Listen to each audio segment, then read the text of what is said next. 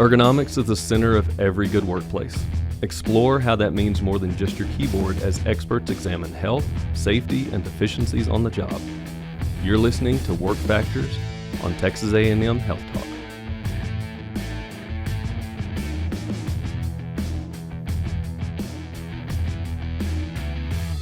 Howdy everybody, and welcome to the first episode of Work Factors. I'm your host, Adam Pickens. I'm here with my eternal co-host and, well, expert for the day. You're an eternal expert, but I guess you're really my expert co-host, Martha Parker. Well, thank you. Thanks, Dr. Pickens. I am honored to be here. Please don't call me Adam. Okay. Please don't call me Dr. Pickens. Okay, I won't call you Dr. Pickens. It's weird. Thank you, Adam. You're very welcome. Thank you, Adam. And you said eternal so much, so I'm thinking I'm probably some kind of being, but really just a person. Yeah. But I am really honored to be here. Maybe Thank eternal you. is not the right word. We can edit that later. We'll edit that. So Martha will be my co-host moving forward, but I've got Martha on the first episode because Martha is an ergonomist, much like myself, and I wanted to have a brief conversation with Martha about Office Ergo because that's what you did up until joining the Texas A&M Ergonomics Center. Give us a little bit of that background, if you would, please. Sure. And yes, ergonomics is, as you will find out as you listen to more episodes of this podcast, you'll find out it's super broad, and office ergonomics is just a piece of that overall kind of work factor balance. And office ergonomics, just like it says, takes place in the office. I know. There it is. And we deal mostly with people that are working on the computer because most office jobs are centered around the computer and interacting with that, whether it's typing or mousing or reading or sitting and having meetings. All of those activities that go inside the office are things that we look at with people. So you had your own company. You've done this a lot. Mm-hmm. So, I'm not going to tell you how many years. No. It's okay. It matters not. We just leave it out there. Thank you. And I'm an expert. So, yes, there it is. Yeah. Expert co-host. So one of the things that I always get whenever I tell people I'm an ergonomist, they always say, so you just give folks a new keyboard, right? So what is your response to that as somebody who's done thousands and thousands of Office Ergo evals? Well, first I have to get past the word ergonomist because they say, oh, you do like golf course grass. And I'm like, no, I'm not an agronomist. So people get us confused with the grass. And then they get us confused with economics and think we do money. See, I've gotten that one. Right? Yeah. But no, we do ergonomics. Ergo is the Greek root that means work, and nomos is the study of work, so that's what we study. And the next question, once we get past the ergonomist part, is, so what do you do, right? Everybody wants to know about everybody's job, but they really want to know what they do. Right. And so my response to that is I help people be more productive in the office while decreasing their risk of having an injury or illness.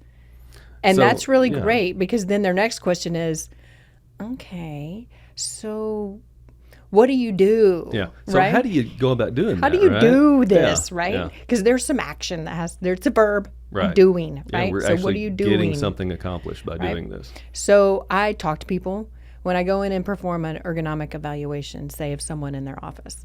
I will spend about 45 minutes with the employee and I'll find out not only about their job, what their job requirements are, what they're supposed to be doing, how they fit in an organization, but I will also find out about the person because the way we work ergonomics is really looking at that interface between the person and the tools, tasks, and the environment. So you can know the tools, the tasks, and the environment, but if you don't know the person, then you really can't maximize that interface between the two of them. Yeah. So it's great that you bring that up because that's one of the things I talk to people a lot about because even though I do Office Ergo, historically most of my ergonomics has been in industry. And so therefore I'm going out into industry and I'm watching people do their job and I'm talking to them about how they do it and things like that. But really it's about building that relationship and understanding how the person does their job, whether you're out in industry or sitting at the office. You have to understand who they are and how they accomplish their job so that you can understand how to go about helping them. That's right. Because that's really what we're in it for. We want to help them, right? 100%. Yeah. Because if the person, and this is where we go back to the kind of the basics of ergonomics, if the person in the office or in the industrial setting is more productive, then ideally you can make some leaps that say they're going to be able to do more. They're going to be able to work without having discomfort. They're going to be able to do something faster or do something with less effort. And so it's a bottom line positive. But it's really hard sometimes to put that in the office environment because we're all so mixed and mashed. And so getting to know the person and understanding the relationship is absolutely key. So I want to come back to the how you get stuff done question, but you touched on a point there that is something I run into a lot, and I have run into, and I'm teaching an undergrad class right now where we're talking about ergo. And eventually it's going to come to the point of making the case for ergonomics. If I watch somebody lifting a 100-pound box 20 times an hour, 8 hours a day, it doesn't take a giant leap for me to say they ought not to be doing that. It's shocking, right? But in the office, I think historically I've had more difficulty in the office convincing people the need for office ergonomics because somebody says, well, they're just sitting at their desk all day. How do you respond to that? Because I think every company innately is going to have that question. Well, they're not doing anything. Right. What do you respond to? Well, and I think there are two different ways to respond to that. One is with a fit answer. not like a child fit? No, not like a throwing a fit answer. Not like, dang it, just understand what I'm doing.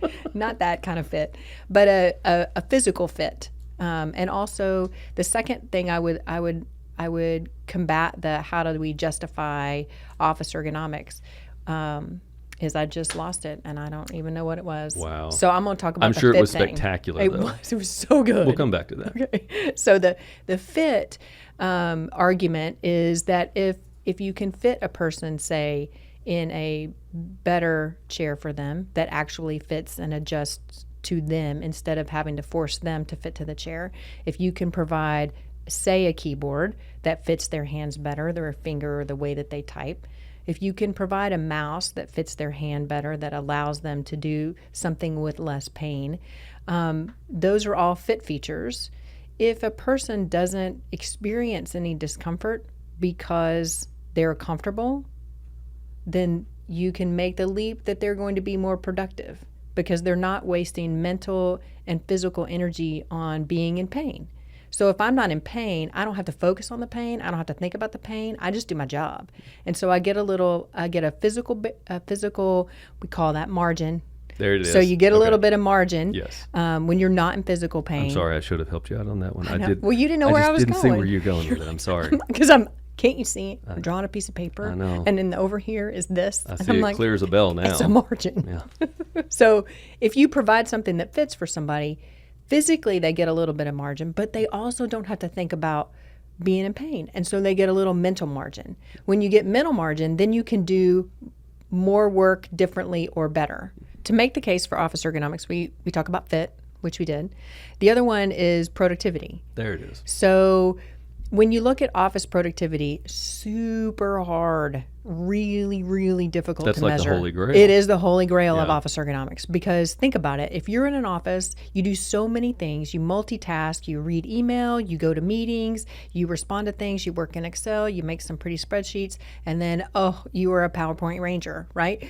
But what does that mean? Right. And how do we say that sitting in a meeting is not productive while typing on a computer is productive? Right. Well, typing on a computer or mousing, you could be, getting on some shopping website and scrolling through and picking out your groceries. Yeah. I mean, is that productive at your job? It may be. I don't know. But we're all different. We all have different job tasks. And so trying to measure that productivity is really difficult in the office. Go back to the fit, and if you have stuff, I'm going to say stuff, meaning all the stuff, the keyboard, the chair, the mouse, the monitor, all the stuff. If you have the table, if you have the workstation, if you have all the things that fit you well, then yes, we like to make the leap that you'll be more productive, but that's so hard to measure unless you're doing something monotonous and repetitive. Right. Now, in today's environment, those jobs are few and far between because those monotonous and repetitive things are all done by computers, artificial intelligence, expert systems. And so people don't do those jobs anymore. And that's good and bad, right? I mean, it's good because we get to use our brains for something bigger and better and more creative work. And we use less of our brains for the monotony. And so when we talk about office ergonomics and making the case for that, we want to try to get people away from those kind of monotonous jobs and into more kind of deep thinking or creative roles, task. Right? Yeah. And so measuring productivity is difficult. Well, and that was one of the things, we as the Ergo Center have done things in the past where we try to measure productivity, and we have software running in the background. It's like you mentioned, it's keystrokes and mouse clicks and scrolls of the mouse and all this other variables that kind of measure the background stuff. I think there are 37 of them. Yeah, I believe there are. They go like every 5 a minute or something, or 5 a second. It's 5 a second, I think, the software that we use. Big data. Yeah, big data. It produces a ton of data, but we're having a hard time really understanding what it means because everybody, your daily task and my daily task can be so variable. It's kind of like you said, how do we know that you're not scrolling around YouTube looking for a video? For me, one of the things that I do is I try to have a YouTube video, if possible, in class. My scrolling around YouTube technically is productive, but as I'm scrolling up and down just looking for a video that might be appropriate, technically the software in the background, which is hard to find. It's terribly hard to find. But one of the things that we had is we had a study here a couple of years ago that actually got some press out of it, and it was because the work population that we tried to fit them with standing desks and look at productivity changes, but the population itself was one of those that had a monotonous job. It was a call center, so we looked at their productivity task was very easy. How many calls did they close during the course of a day, and how many widgets did they sell during the course of that day? It's pretty straightforward, but you're right. Those jobs are few and far between. So as we look at making those office ergo changes, it's you mentioned kind of the pain a couple of times. One of the things that I tend to lean towards, because I do a lot of safety, is the idea of moving away from kind of these lagging indicators of pain and discomfort and things like that, moving into a leading indicator model so that you're kind of looking at potential harm. How do people feel about their workstation, and a lot of survey questions and but that's squishy. That stuff's so squishy. It's hard, People don't like the squishy. People don't like the squishy stuff, but it's real. It is. And I talk to a lot of my colleagues that do a lot of this stuff, and there is something to be said for that. And I don't know that we apply that enough to the ergonomics model in the office. Again, out in the work plant, people putting together widgets all day. You might hear Martha laughing in the background. We had a discussion on widgets earlier today. But if you're putting widgets together, it's a little bit easier to have that discussion of, well, they might produce more widgets at the end of the day if they're more satisfied with their job, if they're any one of the number of leading indicators that we could throw out there. Well, and perceived, we talk about discomfort, and discomfort is always perceived, right? You can't really objectively measure discomfort. It's always how you feel, right? But we don't measure a lot of perceived productivity. Right. I feel like I'm 70% more productive since I got this mouse, right? Well, I was a part of a study in a large organization where we provided employees a different kind of input device and a different kind of tool to do their job. And they were seismic interpreters. So they were basically, if you're not familiar with the oil and gas world, they were artists, and they were drawing. They were picking seismic. So they were trying to find oil and gas in these reservoirs of like nothing but squiggly lines. That's what it looks like from the outside. It's like colorful squiggly lines, and they were like, this is where the oil is, right? And it's just crazy to watch them work. But we provided this tool for them, and their perceived productivity was upwards of 70%. So they felt like they were that more productive when they got to use this tool, and it worked perfectly for them. Well, that's great. And these people are making, 100,000 plus a year. But if you can increase their perception of their own productivity by 70%, that's a lot of money to the bottom line. Right. But it's hard because they're doing intellectual work, not making widgets. Right. Well, and I think that's one of the things is we struggle a lot with that, because there are studies that show the worker's perception of their task. If it becomes more positive, then they will oftentimes be more productive. Correct. Yeah. But then, there's the other side of that coin as well. But, I think a lot of the times with this intellectual work like they were doing, is there, I don't know. I've seen people do it, but I have no idea. Is there a way that you can measure? Like, do they find more oil? Do they do it quicker? They again, it was perception. So they were up to 50% faster, 70% more productive. Mm-hmm. But we didn't run the study, of course, long enough to find out, did this team that was given this tool, did they actually find more stuff? Yeah. We don't know. We know that overall group was successful. They found a big reservoir of full good stuff, but we don't know if like those specific don't know the people, direct correlation between the new stuff that they got. That's right. So how often has it been your experience that just kind of throwing stuff at somebody, and I'm not saying you as Martha Parker would ever just throw stuff at somebody, but how often has it been your experience that people actually need new keyboards or a new input device like a mouse or a trackpad or something, new chair, new desk?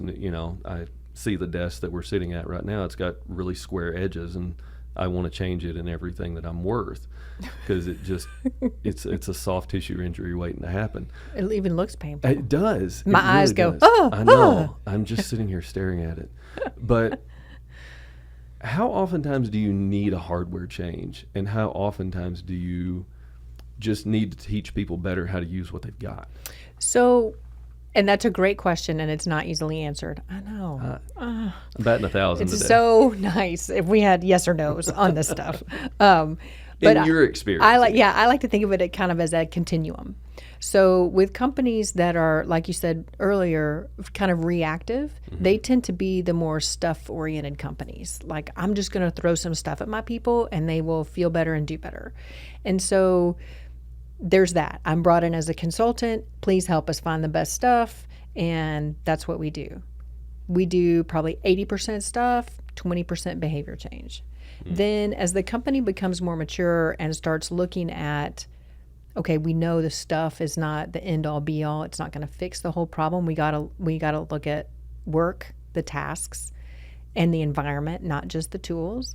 And so then it kind of flip-flops on the percentage of recommendations. So instead of 80-20, we flip to 20-80. So it becomes 20% product and stuff, and 80% behavior recommendations or work modifications or how you do your job differently or habits that you can take on to make yourself a healthier person. So regardless of your environment, you're going to do better and feel better. And so it's on a continuum. And of course, there are companies that are like 50-50. I used to tell my clients that if you bring me in when somebody's hurt or going out for surgery and you want to fix their workstation so that when they come back, they won't have that same injury, it's too late, right? I will do my best and I will help them and they will feel great and it hopefully won't happen again, but they tend to look at it just for that individual, not for all their employees or a subset of their employees. It's just for this one person. Not as part of an overall wellness. No, idea. it's a total individual. Like Susie's got carpal tunnel syndrome. Come in here and fix her. Well, I am not a medical professional. I'm real clear about that. I'm your ergonomist, and that's what we do. There's no blood in this. There's no 911 calls. It is. We hope not, anyway. No, although if you sit at this desk long enough, you might. You might. There might be some blood involved. Yeah. Sorry. It's probably just a quick stab to the chest. Please don't make me do it anymore. I'm thinking more. Never mind. Sorry. Go ahead. Continue. So it's a difficult question to answer, Adam, but I think it's along a continuum. But very rarely do I not make some sort of product recommendation. There's usually always, because tools are always changing. I mean, there's always different ways to interact. And, I've worked with disabled people that don't have hands or arms or legs, or they have low vision. So what are we going to do for them? Yeah. Well, and I think a lot of the studies in ergo kind of will play out to that. The percentages might be a little bit different, but I would totally agree with you that, if I think every study that I've ever read on ergo in the office says if you just come throw stuff at people and run out the door, your likelihood of success is really, really low. But if you go in and, you have the training that goes along with it and investment in the individual rather than just investment in the equipment. That's right. You're going to have maybe not a home run success every time, but you're going to have a much higher rate of success. Well, and to your point earlier about how what we do at the very beginning, or what we do when we do office ergonomics, is develop that relationship with somebody. So when we do introduce a new piece of equipment, if I teach you how to use it, you're going to use it.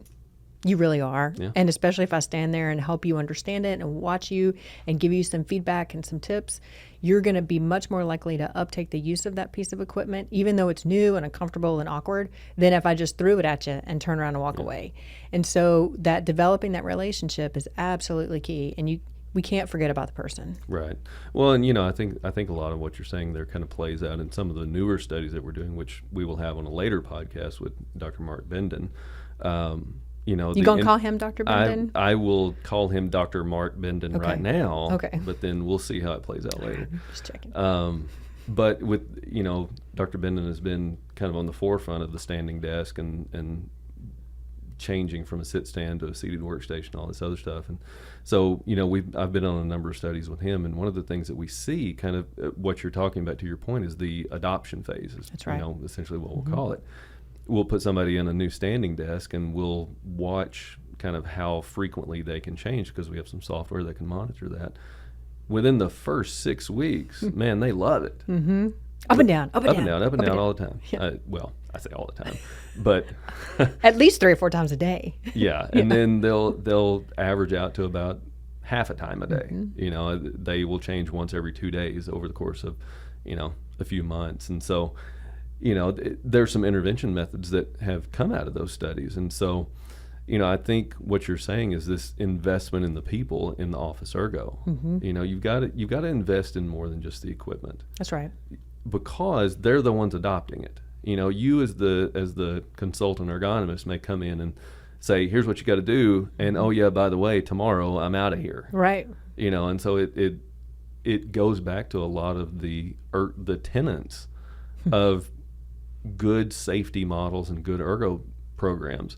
You got to have company buy-in. That's right. You got to have management buy-in. So, on an office ergo situation, you can't have somebody that comes in like you as the ergonomist and says, I need you to do these things differently.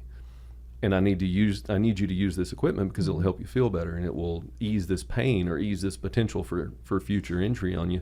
And then they go into their supervisor's office and they see them using whatever cheap piece of junk came with it. Right. And, they say, well, why am I the one doing this? That's right. And so I think you have to combat a lot of that to get the overall success of the program up and running. And one of the best things I did, and it took me a long time to kind of get the guts to do it, was I would have a client who would call me, please, can you come evaluate this group of people? They really need help. They're starting a new project, and, we really want to make sure they are set up from the get-go. Great, no problem.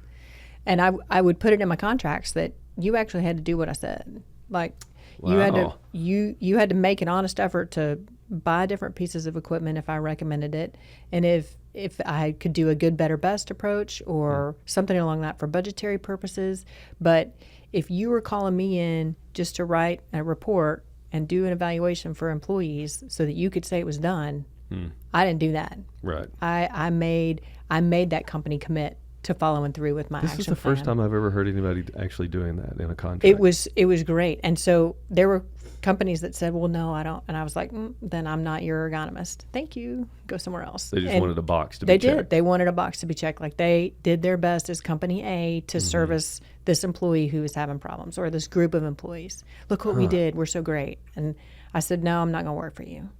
That's and interesting. it was really nerve-wracking. Like the first time I did it, I was like, oh my gosh, because that's money out the door, and I'm a consultant, and I don't get paid if I don't work, and it was terrible. But the level of good that I felt was immeasurable because I knew I'd done the right thing. Oh, I mean, your job satisfaction. Those employees may not have thought I did the right thing because they didn't get any help, but I knew I did the right thing for my current and future clients too, right.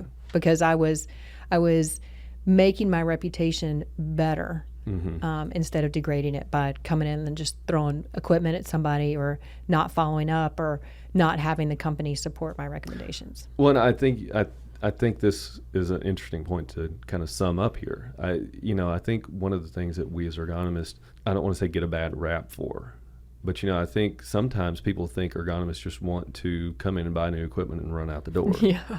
And that's really not what we want to do. We want to impact change on people, and that helps us if we can see somebody that's affected by the work that we've done. I mean, do you have any times where you went back and you saw somebody and you were like, yep, we got that one right? Oh, the best. Absolutely the best. I've worked with, and it goes back to the developing relationships. One of the best stories was I was helping this woman, and she had been an employee at this company for like 25 years.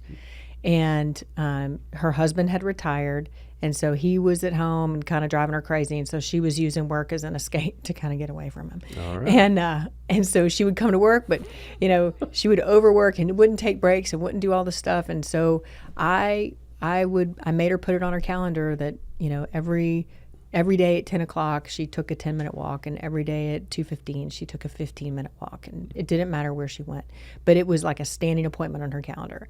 And she invited me, and so sometimes I would meet her, depending if I was on site that day. And we did that for a year.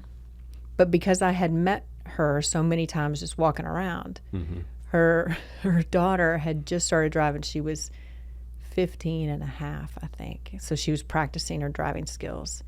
And this woman comes, we meet in the hallway, we're going to do our 10-minute walk, and she's got big tear stains down her cheeks. And I said, what's wrong? And she goes, I really need your help. And I was like, oh my gosh, ergonomic emergency. Yeah. I'm right here. Let me get my cape. And it wasn't that at all. She was like, my daughter has started driving, and it's making me crazy. And she drives to school, and then she drives me to work and drops me off, and I just can't do it. And it's so terrible. Will you please drive with my daughter? And I was like, oh. Was that in your contract? It was not in my contract, okay. But it was the personal relationship. Right. But the level of her stress. So I did actually meet her daughter a couple weekends, and we drove around. But the level of stress that went down when she didn't have to be the only one who drove with her daughter because dad refused to, that her work was better. And I thought, that was the right decision. Yeah. That was the right decision for me to drive around the mall parking lot with her daughter to take that level of stress off, so that she could do her job better with less pain. Now, that's an extreme example, and we're I understand. Not advocating that all ergonomists go drive around with teenage girls. No, that matter of fact, I might get arrested for that one. But, yeah, don't do it. It's I bad. don't recommend doing that. So. But having an impact. There's a bigger story to be told here. That's right. Having an impact in people's lives is something that is truly rewarding and did happen just about every day. And you'd get in the car and you'd go, man, I really did it today. When people didn't know, for instance, that meissen came in different sizes. Like I said, oh, you've got a really tiny hand. We need to get you a little baby mouse. And they were like, what? And I'm like, yeah. We'll just get you a little one. It's not just the one that comes with my computer? No. Those aren't they have sizes. Or the lefties who didn't know that you could switch the button on a mouse and move it over to the left. When I'm a lefty and I've got a trackpad and I use my left hand, and I had some students come in the other day and they said, oh my gosh, you're using your left hand. That's right.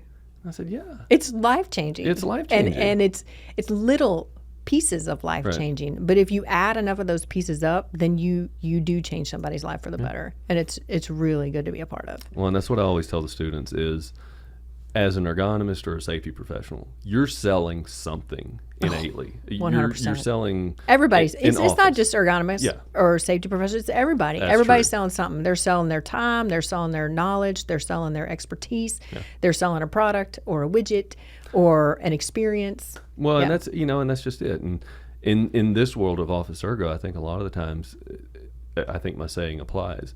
I tell the students, you're selling something. And if they're not buying it, you need to sell it a different way. That's right. Because you're doing the right thing for these people. It's just, I think we come full circle, and a lot of people don't understand the role of the ergonomist in office ergo. Right. They kind of have a vague generality of what we might do, but really we're there to make a change Right. for the better. Right. When we're not just problem solvers. Right. We get brought in on the reactive side to be the problem solver. Here, solve this problem, right? But what really, at least to me, makes my day better as an ergonomist is when I can get on the front side Yeah. and really work with people so that they don't even get to the point where they're in discomfort or they feel like they're not doing their job better. They come to me and say, I want to do my job better. What can I do? And so I've got a long list of stuff for them to try. And that part's super cool. And if you approach ergonomics as a problem solver, you're going to get stuck. I mean, there are only so many problems you can solve. And you don't want to create problems because that makes you a hurricane, and that's not good. You don't want that either. But you do want to be responsive when someone comes to you in a proactive way and says, hey, can you help me? Yeah. Because no one likes to say no to the question of, can you help me? Right. Right? We're all altruistic enough to be able to answer that question. Even you, I know. Can you help me? I was big eyeing you on altruistic. Yeah, I know, big word. I know. We're all altruistic enough to be able to say, sure, I'll help you. And if you can't help, you'll figure out a way, or you'll find somebody who can. Yeah. And that's the proactive part of being an ergonomist and helping people be better, work better, be more productive without pain. Excellent. All right. Well, that is our first episode. Thank you very much, Martha. I look forward to you being a co-host with me in future episodes, but I thank you for serving as expert this first episode. You're welcome. All Thanks, right. Adam. Thank you, everybody, for listening to Work Factors. See you next episode. Thank you for joining us on Texas A&M Health Talk, a production of the Texas A&M University Health Science Center. Visit us on the web at vitalrecord.tamhsc.edu, where you'll find answers to all of your health questions. Until next time, stay healthy.